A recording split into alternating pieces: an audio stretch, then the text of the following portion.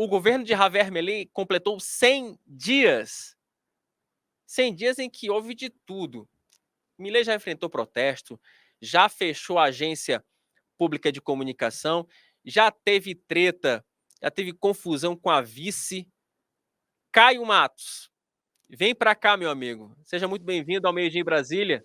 Caio Matos, diretamente de Buenos Aires, seu cabelo esvoaçante. Caio, qual é a avaliação que dá para se fazer desses 100 dias de governo Milei?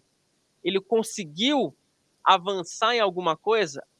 De fato, ele conseguiu cumprir alguma promessa? Ou para que ele cumpra alguma promessa, ele vai ter que fazer muita concessão ao seu estilo Javier Milei de governar? Boa tarde para você, Caio. Boa tarde, Wilson. Boa tarde, gente. Tudo bem? Bom, então, acho que o governo do Javier Milei, o que ele mais valoriza é a questão do controle do déficit fiscal, ou melhor, de alcançar superávites financeiros. O que isso significa? Significa que o governo está arrecadando mais do que gasta, incluindo gastos com dívida e com dívidas e pagamento de juros dessas dívidas. Então, isso é muito importante, porque o governo conseguiu 2 superávites financeiros seguidos em janeiro e em fevereiro, e isso é bom para a economia, porque isso ajuda o governo a ter mais credibilidade, ajuda a desacelerar a inflação está desacelerando. Em dezembro a inflação no mês, em dezembro, foi na casa dos 25%, em janeiro caiu para 20%, caiu não, desacelerou, né? A inflação continua subindo, mas agora em janeiro só subiu 20%, em fevereiro só subiu 13%. Então, é muito importante esses superávites financeiros que o governo tem alcançado. A pergunta é, como ele tem conseguido esses superávites financeiros e eles são sustentáveis? E aí é que a situação fica um pouco menos agradável do que parece, porque o governo do Javier Milei tem conseguido esses superávites de uma maneira um pouco que não pode se sustentar ao longo prazo, porque ela se baseia praticamente em 3 pilares que comprometem a sua sustentabilidade. O primeiro, e por ironia do destino, é justamente a inflação. Então pode soar paradoxal, porque o governo do Javier Milei está desacelerando a inflação, mas a inflação é importante para manter esses superávites financeiros. Por quê? Porque ele corta muitas despesas que não são reajustadas pela inflação.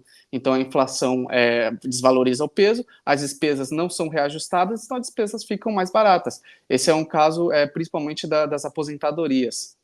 Ao mesmo tempo, o governo começa a arrecadar mais com impostos sobre importação e exportação. Então, paradoxalmente, a inflação está ajudando a sustentar esses superávites financeiros. E é a inflação que o governo tem que combater para estabilizar a economia, e é o que tem feito justamente com esses superávites financeiros. Depois eu vou falar um pouco mais sobre questão de arrecadação, que é importante, mas agora o segundo, para não perder o fio da meada, o segundo pilar é justamente o não pagamento de subsídios a empresas do setor energético. Isso é um fardo que os governos argentinos têm, é uma herança do governo do Néstor Kirchner, e que é uma das principais causas que explicam a situação econômica da Argentina. O Milei não pode simplesmente deixar de pagar sem apoio no Congresso. O que ele tem feito é simplesmente congelar o pagamento e adiar o pagamento, e vai acumulando dívida com as empresas do setor energético. E isso pode acabar gerando prejuízos.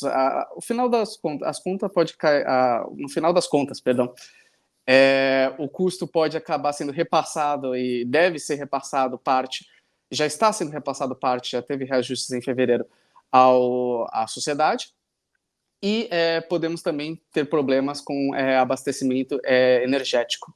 E o terceiro pilar são cortes de repasses aos governos das províncias.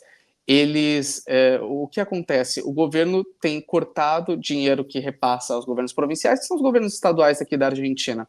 Só que o problema é o Milei perde apoio político desses governadores e ele começa a criar inimigos no cenário político. Isso é o que ele menos precisa. Nós tivemos um caos há algumas semanas com governadores das províncias do sul da Argentina, da região da Patagônia, falando em cortar fornecimento de gás e de petróleo, que eles são muito importantes para isso na economia argentina, e falaram de cortar isso porque justamente o governo Milei não estava fazendo os repasses a essas províncias.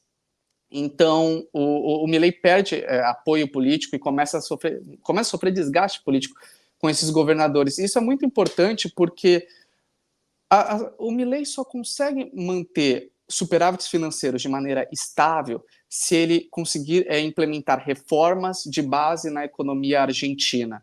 E ele só consegue isso com o apoio do Congresso. Ele precisa do apoio do Congresso para poder aprovar essas reformas. Uma reforma que seria muito importante para ajudar a economia argentina seria, por exemplo, a questão da flexibilização da legislação trabalhista, que o Milei tentou implementar via o decreto de necessidade e urgência que ele aprovou, um decreto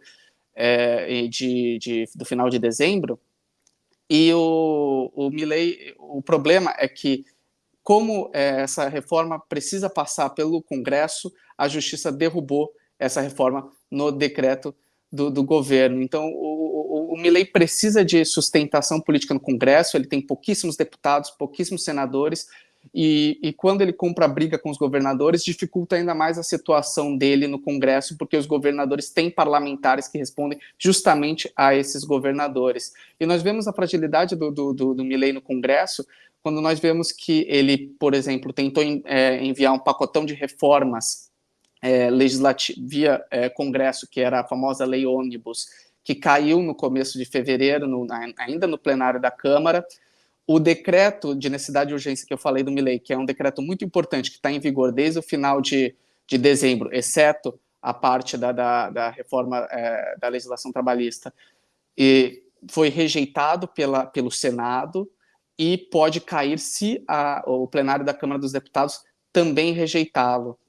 Então, o Milei precisa tentar costurar maior apoio político. E ele tem indicado que ele pode conseguir isso redirecionando a sua estratégia política. Antes ele estava focando muito na Câmara dos Deputados e agora ele no Congresso Nacional, perdão, e agora ele está focando mais nos governadores. Ele até teve uma reunião recente com os governadores.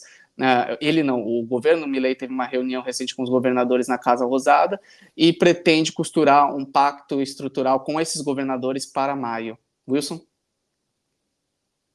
E Caio, é porque você já engatou uma quinta marcha, então eu fiquei realmente com pena de interrompê-lo nos seus comentários. Agora, Caio, para a gente fechar, muito se fala na imprensa brasileira, que o governo Javier Milei é um governo que tem sofrido várias derrotas justamente porque ele não tem uma maioria no que seria equivalente à Câmara dos Deputados aqui do Brasil, né, ali no parlamento. Dá para a gente falar que de fato é um governo que ele já começa enfraquecido, e aí que vem a provocação, ou apesar de ser um governo com minoria no parlamento, ainda dá para falar que é um governo que conseguiu avançar em algumas pautas, principalmente nessa parte da austeridade fiscal, Caio?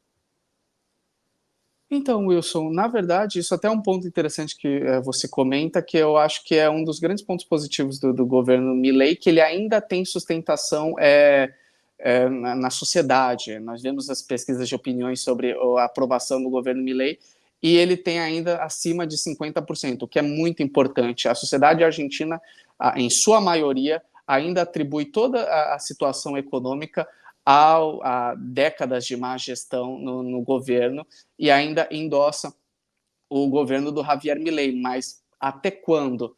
É muito difícil saber, sem essas reformas estruturais que o governo precisa fazer e precisa do apoio no Congresso, a situação, esse apoio da sociedade, ele é muito sensível. Então ele pode diminuir até um ponto que o Milei nem tenha mais isso.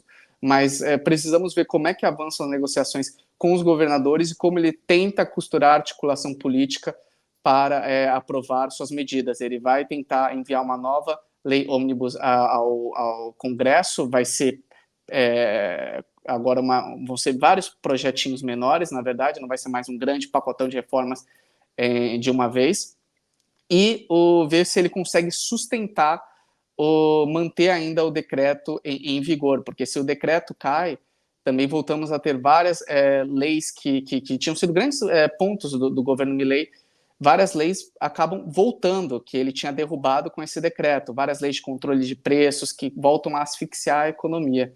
Então, ainda precisamos ver como vai ser, como o Milei vai costurar se ele vai conseguir costurar esse apoio político no Congresso.